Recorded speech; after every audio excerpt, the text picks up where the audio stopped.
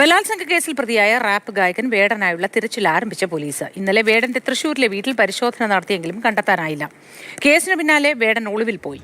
Hello guys, നമസ്കാരം. എൻ്റെ പുതിയ വീഡിയോയിലോട്ട് നിങ്ങൾക്ക് എല്ലാവർക്കും സ്വാഗതം. അപ്പോൾ ഭയങ്കര ലേറ്റ് ആയിട്ട് ഞാൻ എടുക്കുന്ന ഒരു വീഡിയോ ആണ്. ബാക്ക്ഗ്രൗണ്ടിൽ നല്ല TV ഉണ്ടാവാം, കസിൻസിൻ്റെ സൗണ്ട് ഉണ്ടാവാം, ചിലപ്പോൾ മഴേൻ്റെ ശബ്ദം ഉണ്ടാവാം. ഇതെല്ലാം നിങ്ങൾ എക്സ്ക്യൂസ് ചെയ്യുക. പിന്നെ കുറച്ച് പേരെൻ്റെ വീഡിയോൻ്റെ താഴെ കമൻറ്റ് ഇട്ട് കണ്ടു, ചേച്ചി മൈക്ക് വാങ്ങി. എൻ്റെ കയ്യിൽ മൈക്ക് ഉണ്ട്, ഞാൻ മൈക്ക് യൂസ് ചെയ്യാൻ മടിയായതുകൊണ്ടാണ്. പക്ഷേ സൗണ്ടിന് എത്ര ബുദ്ധിമുട്ട് നിങ്ങൾക്ക് തോന്നുകയാണെങ്കിൽ ഡെഫിനറ്റ്ലി ഞാൻ മൈക്ക് യൂസ് ചെയ്യുന്നതാണ്. അപ്പോൾ പറഞ്ഞ് എല്ലാവർക്കും എൻ്റെ വീഡിയോയിലോട്ട് സ്വാഗതം. ആദ്യം തന്നെ ചാനൽ ഇഷ്ടപ്പെട്ടിട്ടുണ്ടെങ്കിൽ സബ്സ്ക്രൈബ് ചെയ്യാൻ മറക്കരുത്. So let's get into the video. ഇന്നത്തെ വീഡിയോ നമ്മുടെ വേടൻ്റെ ടോപ്പിക്കാണ്. എനിക്ക് തോന്നുന്നു 2-3 ദിവസമായിട്ട് സോഷ്യൽ മീഡിയയിൽ ഏറ്റവും കൂടുതൽ ഡിസ്കഷൻ നടക്കുന്നത് ഈസ് അബൌട്ട് വേടനാണ്. വേടൻ്റെ പുതിയൊരു ന്യൂസ് വന്നു. ഇതിന് തൊട്ട് മുമ്പുണ്ടായിരുന്ന വേടൻ്റെ ലഹരിയുമായി ബന്ധപ്പെട്ട ഒരു ന്യൂസിനെ കുറിച്ച് ഞാൻ റിയാക്ട് ചെയ്ത സമയത്ത് കുറേ പേര് ഭയങ്കര നെഗറ്റീവ് കമൻറ്റ്സ് എനിക്ക് അതിൽ വന്നിരുന്നു. ഞാൻ തന്നെ ആലോചിച്ചു, ഇതിലിപ്പോൾ എന്താ ഇത്രമാത്രം ഉള്ളത്. പിന്നെയാണ് എനിക്ക് മനസ്സിലായത് വേടൻ ഒരുപാട് ഫാൻസ് ഉണ്ടെന്ന്. അപ്പോൾ ഈ വീഡിയോൻ്റെ താഴെയും ഞാൻ ഒരുപാട് നെഗറ്റീവ് കമൻറ്റ് പ്രതീക്ഷിച്ചുകൊണ്ട് തന്നെ ഞാൻ എടുക്കുന്ന ഒരു വീഡിയോ ആണിത്. അപ്പോൾ കഴിഞ്ഞ 2 ദിവസം മുമ്പായിട്ട് വേടൻ്റെ പേരിൽ പുതിയൊരു അലിഗേഷൻ വന്നിരുന്നു. ഒരു യുവ ഡോക്ടർ ഈ അടുത്ത് വേടനുമായി ബന്ധപ്പെട്ടിട്ട് ഒരു റീസെൻ്റായിട്ട് ഒരു കേസ് വന്നിരുന്നു. നിങ്ങൾക്കറിയാം, യുവ ഡോക്ടറിനുമായി പീഡിപ്പിച്ചു, അതിനുശേഷം മുഴുവൻ പറഞ്ഞിട്ടാണ് കേസ് വന്നത്. അപ്പം ഞാൻ ഈ ടോപ്പിക്ക് റിയാക്ട് ചെയ്യാത്തത് ഞാൻ ആദ്യമേ പറഞ്ഞിട്ടുണ്ട്. ഈ പീഡന കേസ് എന്ന് വെച്ചാൽ ഒരാളൊന്നും അറിയാണ്ട് അയാളെ പിടിച്ചു വലിച്ചു കൊണ്ടുപോയി എവിടെയെങ്കിലും പീഡിപ്പിക്കുന്ന ഒരു കേസ് അല്ല. പക്ഷെ ഇപ്പം അതിൽ പെൺകുട്ടി കുറേ കാര്യങ്ങൾ വന്ന് പറയുന്നുണ്ട്. അപ്പം അതൊക്കെ നോക്കാൻ വേണ്ടിയിട്ടാണ് ഞാൻ വീഡിയോ എടുത്തത്. അപ്പം ആദ്യം നമുക്ക് ഈ ന്യൂസ് ഒന്ന് ഫുള്ള്. മുൻകൂർ ജാമ്യത്തിനുള്ള ശ്രമവും ഒക്കെ വേടന്റെ ഭാഗത്തു നിന്ന് നടത്തിയിരുന്നു. ഇനി എത്ര നാൾ പോലീസ് വേടനെ അന്വേഷിച്ച് അലയുമായിരിക്കും? കണ്ടെത്താൻ കഴിയുമോ? മറ്റു പല കേസുകളിലും നമ്മൾ കണ്ടിട്ടുള്ളതാണ് ആരെയും കണ്ടെത്താൻ കഴിഞ്ഞില്ല എന്ന് അവസാന നിമിഷം വരെ പറയുന്നത്. മോത്തി, ഈ കേസിൽ എന്തായാലും വേടന് വേണ്ടിയുള്ള വ്യാപകമായ തിരച്ചിലിലേക്ക് പോലീസ് കടന്നിരിക്കുകയാണ്. നേരത്തെ ഈ കേസിലെ തെളിവുകൾ പരമാവധി ശേഖരിച്ച ശേഷം അറസ്റ്റിലേക്ക് പോവുക എന്നതാണ് പോലീസ് ഉദ്ദേശിച്ചിരുന്നത്. അതിനുള്ള കാരണമെന്നത് 2021-നും 2023-നും ഇടയിൽ നടന്നിട്ടുള്ള ലൈംഗിക പീഡനത്തെക്കുറിച്ചാണ് ഇപ്പോൾ പരാതി നൽകിയിരിക്കുന്നത്. ഏതാണ്ട് 2 വർഷത്തെ കാലതാമസം ഈ പരാതിക്കുണ്ട്. അതുകൊണ്ട് തന്നെ ഇതിലെ ശാസ്ത്രീയ തെളിവുകളുടെ ശേഖരണത്തിന് പോലീസിന് ചില ബുദ്ധിമുട്ടുകൾ ഉണ്ടായിരുന്നു. ഇപ്പോൾ പെൺകുട്ടിയുടെ രഹസ്യമൊഴി രേഖപ്പെടുത്തി. അവർ ഒരു യുവ ഡോക്ടറാണ്. അതോടൊപ്പം തന്നെ വൈദ്യപരിശോധന അടക്കമുള്ള തെളിവുകളും ശേഖരിച്ചു. അതിനുശേഷമാണ് ഇപ്പോൾ വേടനെ കണ്ടെത്താനുള്ള ശ്രമത്തിലേക്ക് പോലീസ് പോയിരിക്കുന്നത്. ഇന്നലെ വേടന്റെ തൃശ്ശൂരിലെ വീട്ടിൽ പോലീസ് എത്തി പരിശോധന നടത്തിയെങ്കിലും കണ്ടെത്താൻ കഴിഞ്ഞിട്ടില്ല. വ്യാപകമായ ഒരു പരിശോധനയിലേക്ക് പോലീസ് കടക്കുകയാണ്. വേടനെ സംബന്ധിച്ചിടത്തോളം ഇന്നലെ മുൻകൂർ ജാമ്യ ഹർജി ഹൈക്കോടതിയിൽ നൽകിയെങ്കിലും ആ ജാമ്യ ഹർജിയിൽ വാദം കേൾക്കുക ഈ മാസം 18-ാം തീയതിയായിരിക്കും. അതായത് ഏതാണ്ട് 2 ആഴ്ച കാലയളവിലേക്ക് ആ മുൻകൂർ ജാമ്യ ഹർജി ഹൈക്കോടതി മാറ്റിവെച്ചിരിക്കുകയാണ്. സർക്കാരിന്റെ വിശദീകരണം തേടി. ഇതാണ് സംഭവം. വേടൻ ജാമ്യത്തിനൊക്കെ നോക്കിയെങ്കിലും ജാമ്യമൊന്നും കിട്ടിയില്ല. എന്നിട്ട് ഇപ്പോൾ മുങ്ങിയിരിക്കുകയാണ്. അപ്പം നമ്മുടെ ഇപ്പം ഈ കുറേ കേസുകൾ റീസെൻ്റ്ലി നടന്ന കുറേ കേസൊക്കെ നോക്കിയിട്ടുണ്ടെങ്കിൽ, അല്ലെങ്കിൽ ഞാൻ മെഞ്ഞാന്ന് റിയാക്ട് ചെയ്ത ദിയാ കൃഷ്ണയുടെ ടോപ്പിക്ക് നോക്കിയാലും നിങ്ങൾക്കറിയാം, ഒരാൾ മുങ്ങിയാൽ പിന്നെ അത് പൊങ്ങാൻ കുറച്ച് കാലതാമസം എടുക്കും. അപ്പം അതുപോലെ തന്നെ ഇനി വേടൻ എപ്പോൾ പൊങ്ങും, വേടൻ്റെ കാര്യത്തിൽ എപ്പോൾ തീരുമാനമാവും എന്നുള്ള കാര്യമൊന്നും നമുക്ക് പറയാൻ പറ്റില്ല. എന്തായാലും മുങ്ങലും പൊങ്ങലൊക്കെ നടന്നിട്ടുണ്ട്. ഇപ്പം 2.5 വർഷം മുമ്പുള്ള ഒരു കേസാണ് ഇപ്പോൾ വന്നിട്ടുള്ളത്. അപ്പം ഇവിടെ എനിക്ക് ബേസിക് ആയിട്ട് എനിക്ക് പറയാനുള്ളൊരു കാര്യം എന്താണെന്ന് വെച്ചാൽ, ഈ 2.5 വർഷം എന്തുകൊണ്ട് ഈ കുട്ടി കേസ് കൊടുത്തില്ല? അതാണ് എൻ്റെ ഏറ്റവും വലിയ പ്രശ്നം.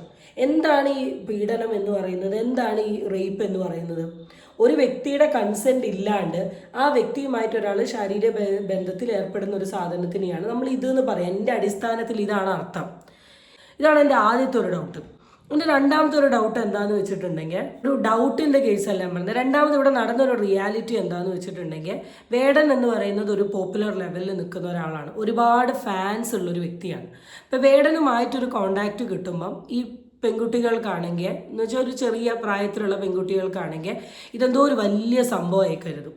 ഇവർ വേടനുമായിട്ട് ചാറ്റ് തുടങ്ങും, വേടനുമായി സംസാരിക്കും. അത് ചിലപ്പോൾ പല രീതിയിലുള്ള ബന്ധങ്ങളിലോട്ട് പോവാം, ശാരീരികമായിട്ടുള്ള പല ലെവൽ ഓഫ് സംഭവത്തിലോട്ട് പോവാം. അപ്പം അതിൻ്റെ ഒരു മെയിൻ റീസൺ നിങ്ങളാണ്. കാരണം ഒരു വ്യക്തി ഒരു ഇച്ചിരി കഴിവുള്ളൊരു മനുഷ്യനാണെന്ന് കരുതി നമ്മൾ അയാളെ മുമ്പിൽ നമ്മളെ മുഴുവനായിട്ട് അടിയറവ് പറയേണ്ട ആവശ്യമൊന്നുമില്ല.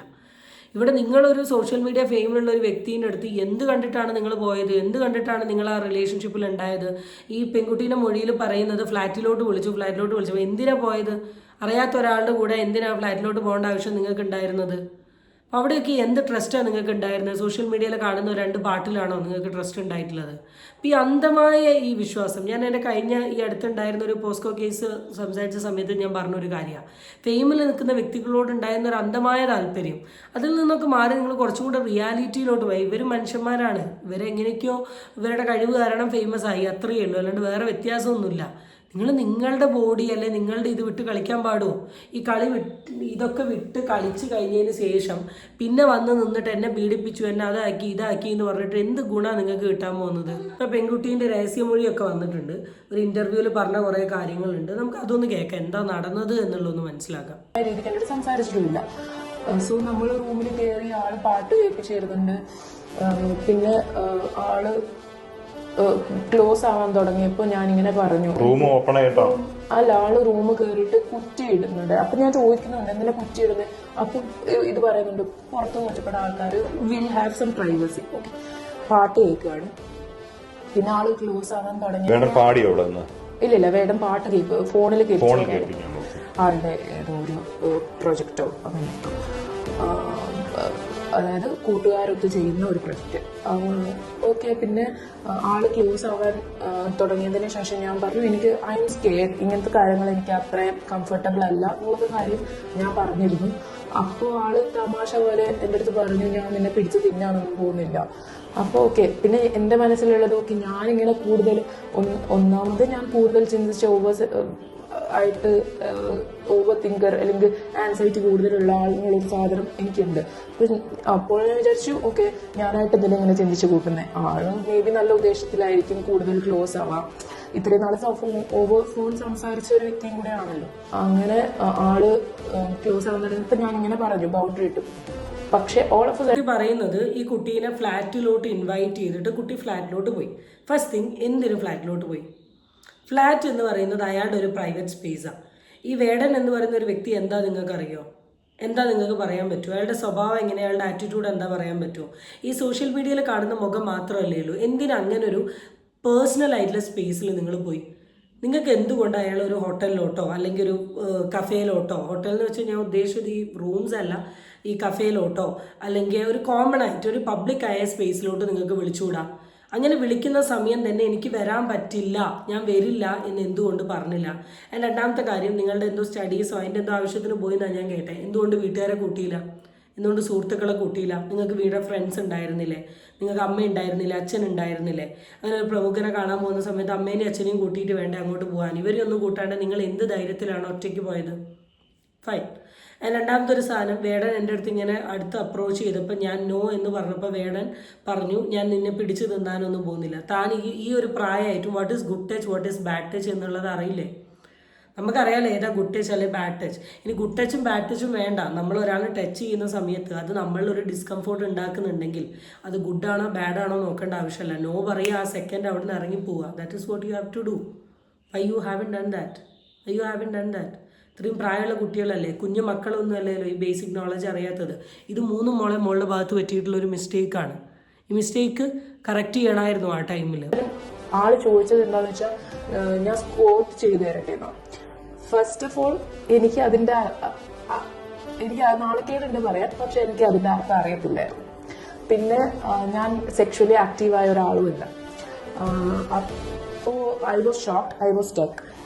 അപ്പം ആളെൻ്റെ അടുത്ത് ചോദിച്ചു, നിനക്ക് മനസ്സിലായില്ലേ ഞാൻ പറഞ്ഞത്? അപ്പൊ ഞാൻ പറഞ്ഞു, ആ മനസ്സിലായി. ഈവൻ ദോ ഐഡിയ ഞാൻ പറഞ്ഞു, എനിക്ക് മനസ്സിലായി, പക്ഷെ വേണ്ട. എനിക്ക് മനസ്സിലായി, എന്തോ സെക്ഷുവൽ അപ്രോച്ച് രീതിക്കാണ് ആള് സംസാരിച്ചത്. അപ്പൊ ഞാൻ പറഞ്ഞു, വേണ്ട, ഞാൻ കംഫർട്ടബിൾ അല്ല. ഞാൻ അവിടെ നിന്ന് എണീറ്റു, നമുക്ക് പോവാം, ഇത് റൂം തുറന്ന് പോവാന്ന് പറഞ്ഞു.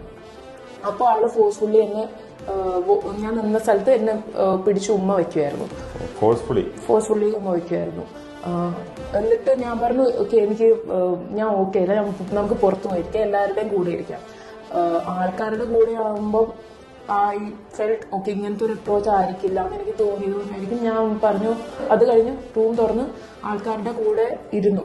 പുറത്ത് ആരൊക്കെയോ വരുന്നുണ്ട്, കുറെ ഫ്രണ്ട്സ് വന്നു. ഇതെന്തൊരു ബ്ലെൻഡർ സാധനമാണ് മോള് പറയുന്നതെന്ന് എനിക്ക് മനസ്സിലാവാത്തത്. ഇതിപ്പോൾ ഒരു ജെനുവിൻ കഥയാണെങ്കിലും കേൾക്കുന്ന ആൾക്കാരുടെ മൈൻഡിൽ വരുന്ന ഒരു സാധനമാണ്.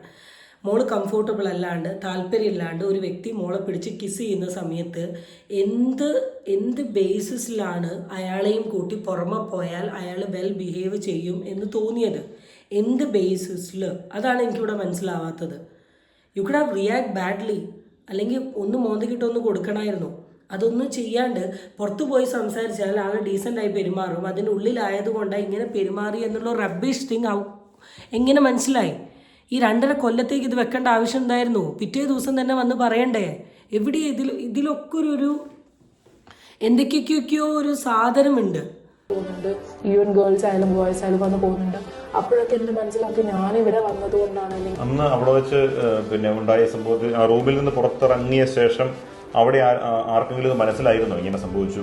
എനിക്ക് തോന്നുന്നില്ല, കാരണം ഞാനായിട്ട് ആരുടെ സംസാരിച്ചിട്ടില്ല. ഇനി ഈ വ്യക്തിയായിട്ട് ഈ വ്യക്തിയുടെ കൂട്ടുകാരാണല്ലോ അവിടെ ഉണ്ടായിരുന്നത്. വേടന്റെ ഹിരൺദാസിന്റെ മാത്രം കൂട്ടുകാരായിരുന്നു. കാരണം ഞാൻ ഒരാൾ മാത്രമായിട്ടാണ് പോയത്. എനിക്ക് അവിടെ വേടൻ വഴി അറിയുന്ന ഫ്രണ്ട്സ് അല്ലാണ്ട് വേറെ ആരും ഉണ്ടായിരുന്നില്ല. ഈ ഫോഴ്സിബിളി ഇയാൾ ചെയ്ത ശേഷം പുറത്തിറങ്ങാൻ പോയപ്പോ പിന്നെ അയാള് ബ്ലോക്ക് ചെയ്യാൻ ശ്രമിക്കുമോ? അങ്ങനെ ഇല്ല, ഞാൻ പറഞ്ഞു എനിക്ക് പറ്റത്തില്ല. ഞാൻ ബോൾഡായിട്ട് പറഞ്ഞു. Bold I can call it. പക്ഷെ ഞാൻ പുറത്തിറങ്ങി. കാരണം അവിടുന്ന് ഒച്ച വെച്ച് കഴിഞ്ഞാൽ ഇയാൾക്ക് തന്നെയാണല്ലോ മോശം. ഒച്ച വെക്കാനുള്ള ധൈര്യം ഉണ്ടോ ഇല്ലോ എന്നുള്ളത് വേറെ. പക്ഷെ വച്ചാൽ ഇയാൾക്കാണ് മോശം. കാരണം വേറെ ആൾക്കും പരിചയപ്പെട്ട് വരുന്ന തരത്തിലുള്ള, അതായത് ന്യൂ കമേഴ്സ് ആയിട്ടുള്ള കുറെ ഫ്രണ്ട്സും ഉണ്ടായിരുന്നെന്ന് എനിക്ക് തോന്നുന്നു. ഈ ഒരു സിറ്റുവേഷൻ അവിടെ എത്ര സമയം ആ റൂമിനുള്ളിൽ സ്ട്രഗിൾ ചെയ്തു? അത് കഴിഞ്ഞ ഉടനെ തന്നെ പുറത്തേക്ക് വന്നു. പക്ഷെ പുറത്ത് വന്നിരുന്ന് കുറച്ച് സമയം, അതായത് എല്ലാവരും സെറ്റിൽ ഡൗൺ ചെയ്യുക, എല്ലാവരും സംസാരിക്കുന്നുണ്ടായിരുന്നു. എന്നെ തിരിച്ച് പിക്ക് ചെയ്ത ആളെന്നെ ഡ്രോപ്പ് ചെയ്യണം. അപ്പം ആ ആളെ വെയിറ്റ് ചെയ്തുകൊണ്ടിരിക്കേണ്ട അത്രയും സമയം ഞാൻ അവിടെ അവരുടെ അടുത്തിരുന്നായിരുന്നു. ഇത് പക്ഷെ എന്റെ മനസ്സിൽ മാത്രമായിരുന്നു ആ പ്രശ്നം ഉണ്ടായത്. കാരണം വേടൻ അത് കഴിഞ്ഞ് വളരെ ജോളിയായി സംസാരിക്കുന്നുണ്ട്, എല്ലാവരുടെ കമ്പനി ഇരിക്കുന്നുണ്ട്. എനിക്ക് അറിഞ്ഞൂടാ, അവിടെ വളരെ ആൾക്കാർക്ക് എങ്ങനെയാ വേടൻ, എനിക്ക് അതിലും ഡൗട്ടുണ്ട്. കാരണം ആദ്യമായിട്ട് കാണുന്ന എന്നോട് ഇങ്ങനെ ചെയ്യാമെങ്കിൽ അവിടെ ഉണ്ടാവുന്ന സ്ത്രീകളെടുത്ത് മേബി പെരുമാറിയ തരത്തിൽ അവർക്കും ചിലപ്പോൾ വിഷമങ്ങൾ ഉണ്ടായിട്ട് പറയാതിരിക്കുന്നതായിരിക്കാം എന്ന് എനിക്ക് തോന്നിയിട്ടുണ്ട്. ആ പ്രോജക്റ്റ് മുന്നോട്ട് കൊണ്ടുപോയോ? ഇല്ല, ഞാനത് ഡ്രോപ്പ് ചെയ്തു. ഫുള്ള് കണ്ടു. നെവർ തിങ്ക് ഞാൻ ഈ കുട്ടീനെ കുറ്റം പറയുക എന്നല്ല. എനിക്ക് കുട്ടി പറഞ്ഞ സമയത്ത് എൻ്റെ മൈൻഡിൽ വന്ന കുറച്ച് സംശയങ്ങൾ, അല്ലെങ്കിൽ ഇത് കേൾക്കുന്ന ഏതൊരു വ്യക്തിയുടെ മൈൻഡിലും വരുന്ന കുറച്ച് സംശയങ്ങളാണ് ഞാൻ മെയിനായിട്ട് ചോദിച്ചിട്ടുള്ളത്. ഇപ്പം ഞാനിപ്പോഴാണ് ഈ വീഡിയോഗ്രാഫ് ഫുള്ള് കാണുന്നത്. എനിക്ക് ഓരോ കാര്യവും കേട്ടപ്പോൾ എനിക്ക് ഇങ്ങനെ സംശയങ്ങളാണ് വന്നത്. ഞാൻ ആലോചിക്കുന്നത് ഈ 2025-ലും പെൺകുട്ടികൾക്ക് റിയാക്ട് ചെയ്യാൻ ഇത്രത്തോളം പേടിയോ എന്നാണ് ഞാൻ ആലോചിക്കുന്നത്. പഴയ ജനറേഷനിലുള്ള ആൾക്കാരെയോ 90s കിഡ്സിനെയോ പറയുകയല്ലേ, ഈ 20s കിഡ്സിനൊക്കെ എന്തുകൊണ്ട് ഇത്ര പാട്? നിങ്ങൾ കംഫോർട്ട് അല്ലാത്തൊരു സ്പേസിൽ നിങ്ങളുടെ അടുത്തൊരു മോശമായി പെരുമാറുമ്പോൾ ഇത്രയും ലോങ് ടൈം എടുത്തുകൊണ്ട് ആ കേസ് പ്രൊസീഡ് ചെയ്യാനൊക്കെ നിങ്ങൾ എന്തുകൊണ്ടാണ് എടുക്കുന്നത് എന്നുള്ളത് ഇനിയും എനിക്ക് മനസ്സിലാവുന്നില്ല. എന്തായിരുന്നു പ്രശ്നം? നമ്മളുടെ ഭാഗത്ത് ഒരു തെറ്റുമില്ലെങ്കിൽ നമ്മളുടെ അടുത്ത് ഒരാൾ മോശമായി പെരുമാറിയിട്ടുണ്ട്, ഡെഫിനറ്റ്ലി അപ്പോൾ തന്നെ പുറത്തു വരായിരുന്നു. ഈവൻ 2020 ഇപ്പോൾ 25 ആയല്ലോ, ഒരു 2.5 ഇയർ എന്ന് പറയുമ്പോൾ 23-ൽ തന്നെ പുറത്തു വന്നിട്ടുണ്ടെങ്കിൽ എത്ര ആൾക്കാർ എന്തൊക്കെ പ്രശ്നങ്ങൾ അനുഭവിച്ചിട്ടുണ്ട് നമുക്ക് 100% എന്ത് ചെയ്യാൻ പറ്റുമായിരുന്നു, തിരിച്ചറിയാൻ പറ്റുമായിരുന്നു. അപ്പം അതാണ് ഈ ഒരു സൈഡ്. ആൻഡ് വേടൻ്റെ ഒരു സൈഡ്, വേടൻ്റെ കുറേ ഫാൻസ് ഉണ്ടല്ലോ. നിങ്ങളുടെ കയ്യിൽ നിന്നുള്ള പൊങ്കാല പ്രതീക്ഷിച്ചുകൊണ്ട് തന്നെ ഞാൻ പറയാൻ പോകുന്ന കുറച്ച് കാര്യങ്ങളാണ്. 2021-ൽ നിങ്ങൾ ശ്രദ്ധിച്ചിട്ടുണ്ടായിരുന്നു, വേടൻ്റെ പേരിൽ ഇങ്ങനത്തെ അലിഗേഷൻസ് ഒരുപാട് വന്നിട്ട് വേടൻ തന്നെ മാപ്പ് പറഞ്ഞുകൊണ്ട് ഫേസ്ബുക്കിൽ പല കാര്യങ്ങളും വന്നു. അതിനുശേഷം വേടൻ്റെ കഞ്ചാവ് റിലേറ്റഡ് ആയിട്ടുള്ള കുറേ കേസുകൾ വന്നു. അതും വേടൻ തന്നെ സമ്മതിച്ച് സോൾവായി. എന്നിട്ടും ഇതൊന്നും മനസ്സിലാക്കാണ്ട് വേടനെ സപ്പോർട്ട് ചെയ്യുന്ന ഒരുപാട് ആൾക്കാരുണ്ട്. എന്ത് കണ്ടിട്ട് എന്നാണ് എനിക്ക് പറയാനുള്ളത്. വേടൻ നന്നായി പാടുന്ന ഒരാളാണ്, വളരെ താഴ്ന്ന അവസ്ഥയിൽ നിന്ന് ഉയർന്നു വന്നിട്ടുള്ള ഒരു മനുഷ്യനാണ്. അതും ഞാൻ സമ്മതിക്കുന്നു, എല്ലാം ഞാൻ സമ്മതിക്കുന്നു നിങ്ങൾ പറയുന്നത്. പക്ഷെ ഇത്രയൊക്കെ തെറ്റൊരാൾ ചെയ്തിട്ടും നിങ്ങൾക്ക് അവരെ എങ്ങനെ അക്സെപ്റ്റ് ചെയ്യാൻ പറ്റുന്നു എന്നാണ് ഞാൻ ആലോചിക്കുന്നത്. മേ ബി ഈ വീഡിയോ കാണുന്ന കുറേ ആൾക്കാർ ഇപ്പോൾ ഇതിൻ്റെ താഴെ വന്ന് വലതും പറയാം. നിങ്ങൾ പറഞ്ഞോ, നിങ്ങൾക്ക് പറയാൻ പറ്റുന്ന അത്രയും നിങ്ങൾ പറഞ്ഞോ. നിങ്ങൾ എന്ത് പറഞ്ഞിട്ടുണ്ടെങ്കിലും എനിക്കൊരു വിഷയമില്ല. പക്ഷെ പറയേണ്ട കാര്യങ്ങൾ മുഖത്ത് നോക്കി തന്നെ പറയും. ഇങ്ങനത്തെ രീതിയിലുള്ള ആറ്റിറ്റ്യൂഡ് ഇനിയും ഏതെങ്കിലും തരത്തിലുള്ള പെണ്ണുങ്ങളുടെ അടുത്ത് വേടൻ കാട്ടിയിട്ടുണ്ടെങ്കിൽ ഡെഫിനറ്റ്ലി നിങ്ങൾ പുറത്ത് വരണം, നിങ്ങൾ സംസാരിക്കണം. ഇനിയെങ്കിലും ദയവ് ചെയ്ത് ലേറ്റ് ആവരുത്. പറയേണ്ട ടൈമിൽ പറയേണ്ട രീതിയിൽ തന്നെ പറയുക. ആൻഡ് റിയാക്ട് ചെയ്യേണ്ട സമയത്ത് റിയാക്ട് ചെയ്യേണ്ട രീതിയിൽ തന്നെ റിയാക്ട് ചെയ്യുക. ഒന്നും വഴുകരുത്. വഴുകുമ്പോഴാണ് എല്ലാത്തിനും പ്രശ്നം വരുന്നത്, ചോദ്യങ്ങൾ വരുന്നത്, ഉത്തരങ്ങൾ മാറുന്നതൊക്കെ. അത്രയും വിഷയത്തെ പറ്റി പറയാനുള്ളൂ. ബാക്കി കാര്യങ്ങൾ നമുക്ക് അടുത്ത വീഡിയോ ആയിട്ട് കാണാം. Till then it's bye bye.